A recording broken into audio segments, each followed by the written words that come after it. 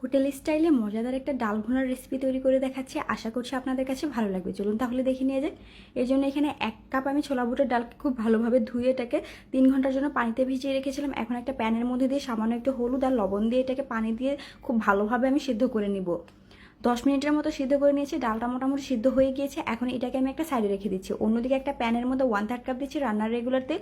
তেলটা গরম হয়ে গেলে এর মধ্যে সামান্য একটু পাঁচফোড়ন দিয়ে দিচ্ছি। পাঁচফোড়নটা দিয়ে এর মধ্যে একটা মিডিয়াম সাইজের পেঁয়াজ কুচি, 2টা দারচিনি, 2টা এলাচ আর একটু তেজপাতা দিয়ে আমি এটাকে খুব ভালোভাবে কষিয়ে নিচ্ছি।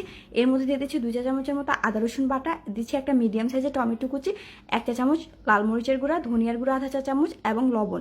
সবগুলোকে দিয়ে আবারও খুব ভালোভাবে একটু কষিয়ে নিচ্ছি। কষানো হয়ে গেলে আগে থেকে সেদ্ধ করা ডালটা এর মধ্যে দিয়ে ডালের সাথে এটাকে খুব ভালোভাবে কষিয়ে নিচ্ছি।